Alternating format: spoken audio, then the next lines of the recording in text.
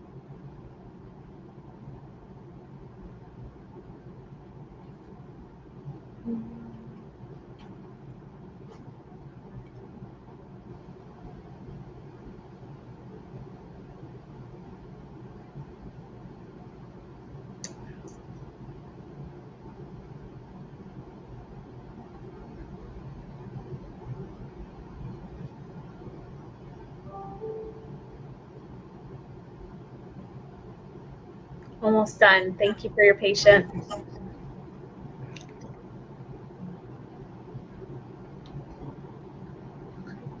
All right, so I'm just going to give Facebook another second to alert people that we are live before we get started and going.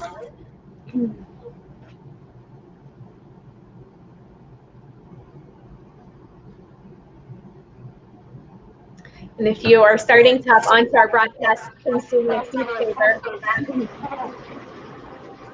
and comment on the video. Feel free to start giving a thumbs up. Can you guys hear that feedback that I'm projecting? Will you let me know if you can hear me fine or if you hear feedback?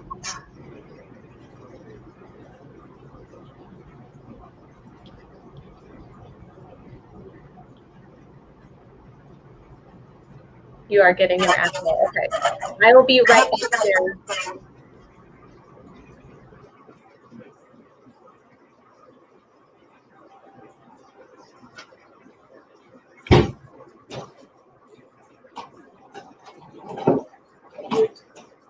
All right, let's begin. Oh, no. I can still hear it.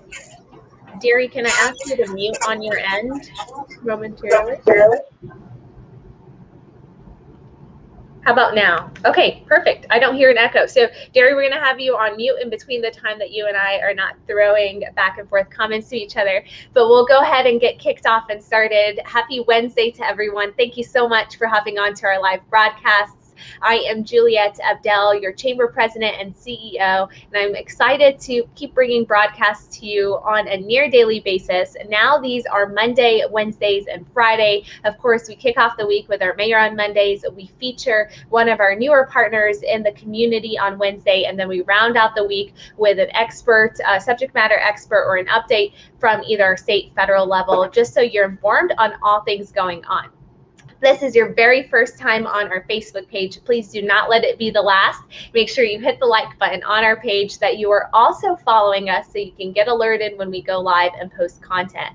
And of course, at the same time this is streaming here on our Facebook platform, it is also streamed on our YouTube channel, which leads me to my next item, which is all social media. If you've not already connected with us on all of our social media platforms, you can do so on Instagram and Twitter at Westy Chamber, LinkedIn, Westminster Chamber of Commerce, and of course connect with us at any point on our own website, westminsterchamber.biz or .biz. Now, if you have not already done so, you can hit the share button on this video so others in your network can see what's going on and can drop what they're doing and tune into the broadcast, because it is going to be an exciting one. So pleased to have one of our newer partners that's on here. Before I continue forward, I do already see a couple of comments. One from our past board chairman, Brian Head, sharing a nice good morning message to both Deary and myself. Thank you, Brian. And of course, Councilor Scully, thank you so much for hopping onto our broadcast this morning. Good morning to you as well. Enjoying that you are hopping on here. I do see that the sound is getting a little bit better. We're going to try and keep it to where we mute ourselves if the other person is not speaking. So thank you to both Counselor Scully and Brian for letting me know that there was some feedback. Hopefully that's taken care of as we move forward.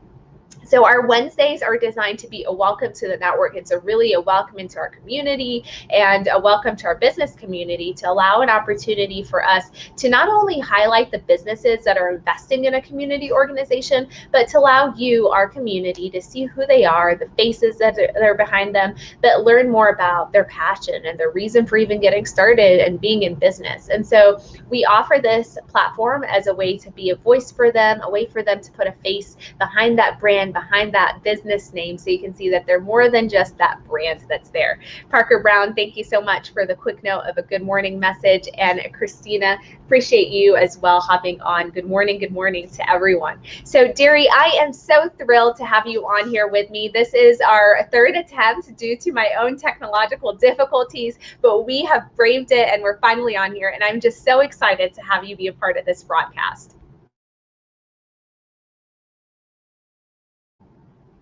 I'm sorry. Thank you, Julia. Thank you for having me. So let's go ahead and get started, Derry. Tell me a little bit about yourself in terms of you personally. Are you a Colorado native, a Colorado aficionado, or, how did you wind up here in our community and here in our beautiful state? Well, I ended up in Colorado in 1960 when my dad was stationed here in the Air Force, and we just stayed. And then I've always lived on the west side of town since, from Lakewood, Arvada, Wheat Ridge, Westminster. Just kind of just moving all around. Wow, all across our Front Range. And I would say that it's probably been long enough to claim that you are a native at this point in time. So, right, that's a long period of time to be here. So I'm assuming at some point you decided to open your business in the community based on what you were seeing around you, or maybe you just had a passion for what you were doing. But can we start back, if we go back a little bit in time and think to the point where you were like, oh my gosh, I have this idea and I want to be able to provide these solutions, and I know I can do that, so let me get a business started. Let's flash back with you, Derry, and really understand that perspective in that time period. I was kind of just, I never envisioned myself being retired full time. I just, that's not going to work so well. So just started thinking about, what do I really want to do? I started out right out of high school as a bookkeeper with Jefferson County Schools, and life's different paths took me around. And then coming back, I just said, well, I enjoyed the bookkeeping part. It's something that I can really help people with, because I know keeping track of books, numbers, and figures, and all of that is hard for a lot of people. The software packages that they have out there can be overwhelming. And so I just wanted to be my own boss. I was born and raised in a family-run business, married into a family-run business. So it seemed just kind of natural to finally continue that also. And was it similar line of work in terms of bookkeeping that your family had already been doing, or was it were they in a different line of work and you were just so privy to seeing how they were running a business and the risks that were involved in that? My parents had an appliance repair business, and my husband's business was plumbing. So my mom and my mother-in-law were the bookkeepers. Oh my gosh. Okay. So it's a little bit of everything that you had in your household, which I think sets you up for success. You get to see a different industry and the different ways that they interact with clients. And your line of work is one of those that you're dealing with a wide spectrum of people. So it actually helps you in that ability. We've got a lot of people that hopped on here with us. I don't want to lose sight of that. Lenya is giving us a quick message your way, Derry, just saying that it's great to see you on here, that she loves that you support local businesses.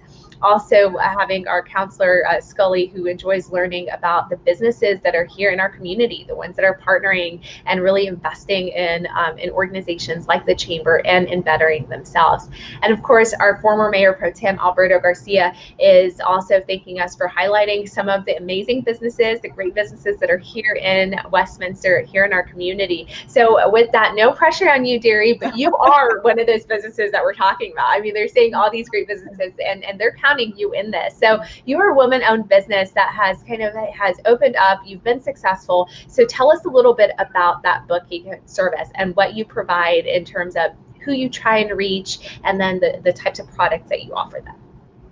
I offer monthly bookkeeping services, primarily your smaller businesses or your solo entrepreneurs. I can also do any cleanup, catch-ups if you've gotten behind in your books or if your books are messy, and doing the financial reporting of the monthly reports, quarterly, yearly, whatever you would like. Advisements on what past books are looking like so that we can have better future books. Have your books ready for your tax accountant and your CPAs so that they have a little less work in their crunch time. Hopefully I'm giving them books that's ready to go. And what would you think, I think one of the, I already sense that one of your greatest qualities in this is that you've honed it down to that niche of supporting small business. I was having this conversation just over lunch, about a week ago, and we were talking about the different types of businesses that are out there, whether it was kind of accounting, whether it was IT, and that there has started to be this gap that's there, right? And our small businesses are finding it a little bit hard to find those companies that are able to service them in specific and not just those larger entities. And so I love that I would say that one of your differentiating benefits as a business is that you specialize in those specific small businesses, those ones that are getting started, those solo entrepreneurs. The size and the scope is one of your driving differentiators. Am I right in that, or are there other things that we can also touch on as well? It's family business. I've been associated with family businesses pretty much my whole life, and I've always tried to support them in my own, going shopping, choosing between one type of business or the other, and I've always tried to really support small business people. It's a little harder when you don't have the big box name, but I think you can get better service and get personalized service, and I just have a place in my heart for your family businesses. And that's who I would like to be working with. That's funny. I do love that. No, I think that the personalization is definitely key. Personalization was the right as personalization and the niche of those small businesses. So I'm going back and forth between the personal and the professional. I hope you're okay with that. But you have a family that's in the area. I don't know if you have kids, but I do know that you have a fur baby of your own that's napping as well. Can you give us a glimpse? And you don't have to give, in terms of like date of birth, address, and everything on who is in your family, but what does Deary look like in terms of behind the doors, your family that you have, who surrounds you and makes you feel loved and is so supportive? I have 2 children. They're both grown and married, and I have 5 grandchildren that they have given me. And my daughter just lives a couple miles from me. My son lives down in Lakewood with their families. Wonderful son-in-law, absolutely outstanding, beautiful daughter-in-law. My grandkids are the best part of everything. My son gave me a sign years ago that said, "Grandkids are the reward for not strangling your children." So, and it's true. That is funny, and you're in a different position because you can really do what you would like to do without having to take the blame for any of it either. No, it's all fun. You get to have all the fun. That is awesome.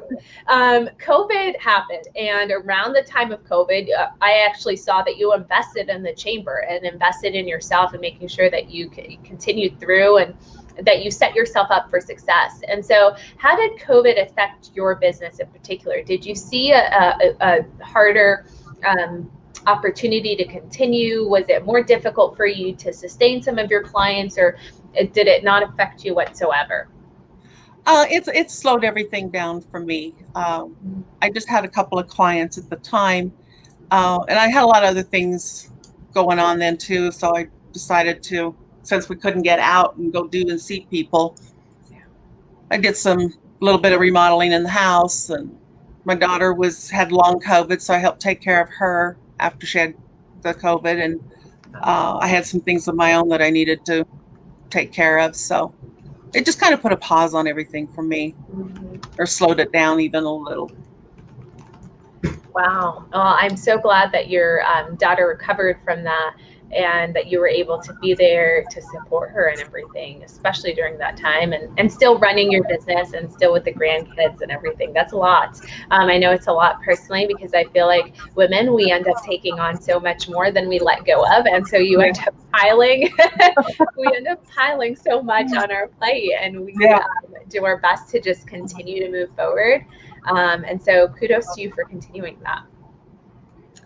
So there are benefits to people hiring a bookkeeper as opposed to doing it on their own. And I know that you see that benefit as well. That's why you've started up this business. You know, if I look at it from the standpoint of, for me, I would say, you know, it saves me the time of spending that time dedicated to a task that I might not be the most skilled at doing, right? And I don't live day in and day out in doing that. I can do it, but it would probably take me longer to do than someone else that I would outsource it to. But what are some of those reasons that someone would hire a bookkeeping service or would benefit from some of your guidance in terms of seeking your support, seeking your services? I know we talked about, you know, here are the ways that you help them with those monthly reports, with the cleanups, with prepping their books for their accountants in the future for the tax season and everything. But if they look at, you know, what are some what other factors would they decide to, right? So for me, it would save me the time and the effort of doing that, right? And instead I'm putting my time towards something else that's more productive for my business. I see people that are trying to do their books in the evenings, on the weekends, doing them early in the mornings before they're getting to the job. They didn't go into business to do the books, because it does take, you got to really pay attention to the details, and the numbers have got to be right. And so by hiring me to do them, that's freeing up your evenings, your weekends. You're getting time back to spend with your family and your friends. You're getting time back to focus more on your business and growing that business and doing what you really went into the business to do and love. And I'm doing all the other work that you don't so much love to do, or you just keep putting it off. You know, I'll do it this weekend. Well, other things come up with the family on the weekend, and before you know it, it's been several months. Yeah, no, I think that's great. And so we talk about the saving time component because they're getting some of their personal time back, right? It's not bleeding into their evening, it's not bleeding into their weekends. And so they're able to spend that time with their families.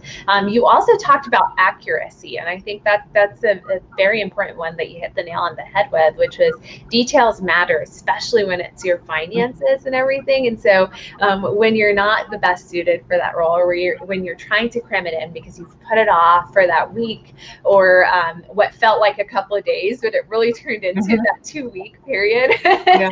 And you go back to it and you're like, oh shoot, what was that I should be aligning this with? And you end up incorrectly tagging that or not putting it where it needs to go. The accuracy of that information that you have winds up not being so. And so that makes it harder later on when they're filing their taxes, right? And where they're trying to balance things and seeing how well they performed in that year and setting themselves up for success. I would think that one of the things too, and are you seeing this a little bit with small businesses, especially, and I don't know how much of your work is going to be with the nonprofit communities or with anyone. Like, for example, when I first started, it was solely me, right? Now I'm in a different position where I do have another person that's with me, and we are in the point where we're even hiring another person past that. But there was initially that, oh my gosh, I don't want to do everything because my hands are going to be in every single thing from a legal standpoint. So are we seeing some of that conflict of interest, I guess is probably the word that I'm using, would be a decision maker as well? Well, when you have someone else doing your books, you have another person that's not as involved with the day-to-day, parts of the business. So you got an objective objective person looking at numbers to see what's matching, what's missing. Also having your books all up to date and current, you have the opportunity to take advantage of things. You come across a piece of equipment that you really want to buy. You know right away whether you can afford it or not. Your bank, you want a loan, your bank's going to need up-to-date records for all of that. Maybe your investors are wanting to know how solid the business is standing for whatever reason. And hiring a bookkeeper gives you that information. And with the modern, software packages, it's accessible. You can get it 24/7 on any of the devices that you're at to find out where you stand. Yeah, and so I heard a few different things in that answer. That was such a well-answered question that I just kind of threw your way. I initially was asking on the conflict, right? On this conflict of interest of my hands and everything, but the way you answered it was awesome because you talked about that it reduces that because you have that objective person that's looking at it. But then you also added this element to it, and it was this idea that while someone is objectively looking at things and analyzing and making sure that it's as succinct as possible, it's giving you a chance to look at your core business needs. And your example was, okay, now can I invest in this instead, and do I have the opportunity in doing that because everything else was in order, right? So I'd probably say like everything was in order. And so now you kind of see, okay, now that everything is over here, what about these additional things? So in a way, it's helping the business not only in numerous ways, but another way is outside of the conflict of interest. It's allowing them to focus on that core need for their business, right? So there's the core need.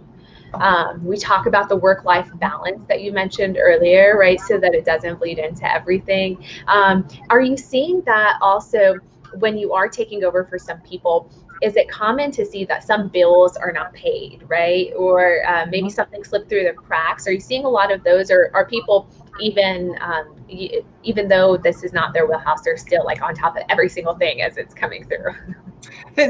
Some people are paying on the later side. You've got a bookkeeper, and this is certainly in conversation with your client, is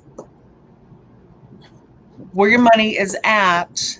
Can I pay the bill early? Will that give me the discounts that maybe they're offering? If you pay early, you pay early, you get 3% off or something. And you want to take advantage of those as much as possible. Or if you're a little tight on cash, how late can we stretch it out to pay that so that we still pay it on time without getting late fees? So there's that balance in there. But one of the other things I was thinking of as you were talking about the earlier question is what we saw a lot when everything was shutting down for COVID and people were applying for the small business loans and stuff. They were going so fast that people who didn't have books up and accurate and current weren't able to complete the applications before the money or the closing time came up. So I think it really got a lot of people thinking that I need my books to be up to date in case something like this happens again. I'm right there ready to apply. Yeah, I think that's a great, thank you for weaving that full circle, because we did talk about COVID and how that affected your industry, and it would have affected all those businesses, because you're absolutely right. Those, whether it was grants, whether it was PPP, any funding that was out there, a lot of times it was asking for more information. It was more information to validate the business, its existence, to see the disruption that it's caused, so that they can try and be as supportive of all businesses as possible, with the limited resources that were out there. And so, yeah, I would imagine that those people that were doing their own things, or maybe were holding off on updating things on a continual basis, would have had more of that struggle to get the information that's accurate, but get it in a timely way and turn it around for those applications that they submitted through. Yeah, right. And I think at the same time, and not to, because I love connecting the dots behind why we need certain services and everything, but it also ends up saving them, because it's not, even though they are paying for the service of having a bookkeeper, they're also making sure that the risk that's involved on them, the errors that they may be making, any lack of misinformation that they might have, missing payments, which sometimes might be tax obligations, due dates, all of that can be greatly affected when you have a third party that's helping you with this and has their eyes on it as well. Yeah. So you also have a cat. Yes. I know, completely random, but this is how I am. So you also have a cat, and this cat has been yours for how long? She'll be 18 years old in a couple of Oh months. my gosh, have you had her for that whole span? We've had her the whole, yeah, since she was a few weeks old, about 12 weeks old. Did you find her somewhere? Were you gifted her? Did you rescue her from some place that you're willing to disclose, or how did she paw into your life? How into our lives. We got her, my cats have all been rescue cats. She's right now the last one standing of the last group of three. But we got her through Boulder Okay. there, and she came in as a stray, just a few weeks old. As as far as they know, someone found her like on the sidewalk as a stray and Oh, brought her in, and we that's so got her, and sweet. she has been a joy ever since. Yeah.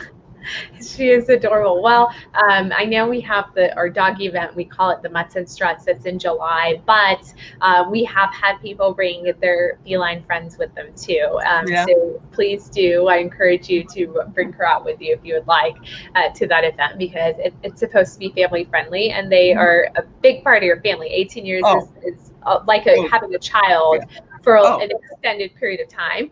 And at least yeah. with children, they learn and they become independent, and Mhm. there are Yeah. some things, hopefully, right, that they come back to you and reap with. Yeah. But with pets, it's a little different. It's a lot more investment, and it's a different reciprocity that's there. Yeah. Well, it's like my son said when I lost one of my cats when she was 19. I said, I feel like I've lost a child. And he said, in some ways you have. Right. She has been with you every day for the past 19 years. Wow. My sister and I have gone to school, we've gone to college, we've moved on, we've moved out. We're not there every single day of your life like the cat was. Yeah.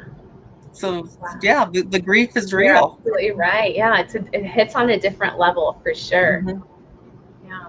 So one of the things, and as I've worded this out, I also worded that you are a woman-based business, and I would think that some of your successes, I would like to try and draw a parallel with the fact that you also had some strong mentors earlier on, some strong mentors in your life with your family that had businesses as well, with seeing your mom and your grandmom, with seeing, even your father and everyone that had a different line of work. But for you, you kind of grew up with this strong mentorship that was there. And I think that probably conditioned your attitude of, I have this idea and I'm going to make it a business and go with it. Would you think that that's a way to grasp some of that entrepreneurial spirit that you had? Yeah, it wasn't a very hard decision to make. Yeah. Once I kind of decided what direction I wanted to go on my own.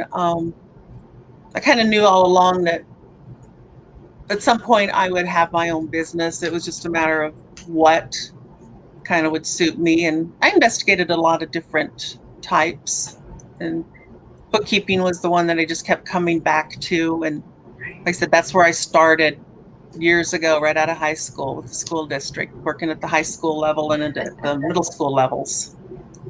Yeah. I like the independence that it brings, because you don't have a team of bookkeepers. It's usually just the one. Right. And so you kind of get to work on your own. For I sure. like that. I love that. Well, thank you so much for hopping on here with me, Deary. It was really nice to give people a Thank chance you. to see you and to know more about your bookkeeping service, and to be able to understand kind of why you do what you do, personally, but then also professionally, how that helps with feeding and supporting those families and those people that are business owners in our community and in our area. If folks are interested in going to your website, do you have a social media page? Do you have a website that I can just include in the comment section? I have my website. It's balanceviewbookkeeping.com.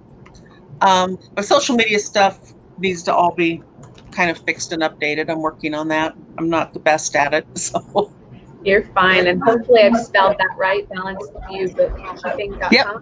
Yes. Wonderful. That's included in the comment section for anyone that may be interested in following up and just getting a better idea specifically on how to reach Derry, or if you had additional questions before going into a business and wanted to throw it her way, here is the website for that. Before we completely wrap up, I just want to let you know that we will be back on here with another broadcast. Oh, Derry, can I have you mute again? For some reason, I'm hearing a little bit of feedback. Thank you so much. We will be back on here again on Friday, and Friday's broadcast is federal updates that we have from one of our partners, John with the U.S. Chamber. So I encourage you guys to have on here, get an idea on what's going on for our business community at the national level, answer any questions that you might have, and hear what some of the changes are at the national landscape. I appreciate you guys all for tuning in to our broadcast today. And if you end up watching this video at a later point in time and did not engage with us on here, you can always engage with the hashtag replay so we know that you tuned in. Feel free to ask us any questions here directly in the comment section. You can also DM the page directly. And I know Derry will not be live. Sorry, I keep wanting to throw a T in there. Derry will not be live with me anymore, but if I see any of those questions, whether it's by message or on the comment section, we will get that over to her so that we can get those answers for you. Please feel free to ask us anything. This is a resource for you, so you can not only see some of our business owners, these entrepreneurs that have started up, have been successful, have weathered COVID, what they're all about personally and professionally, but more importantly, a lot of them, and a lot of the reason why they invest in an organization like ours is outside of the professional development, their exposure and being involved in this community organization is because they care about that community that they operate in. And so I know she would welcome any of your thoughts or comments or questions. And Derry, thank you so much for being on here with me. It has truly been a pleasure to learn more about you, and I cannot wait to see you again in person soon. Okay. Bye. Thank you, Juliet. Thank you. Have a great day. You too.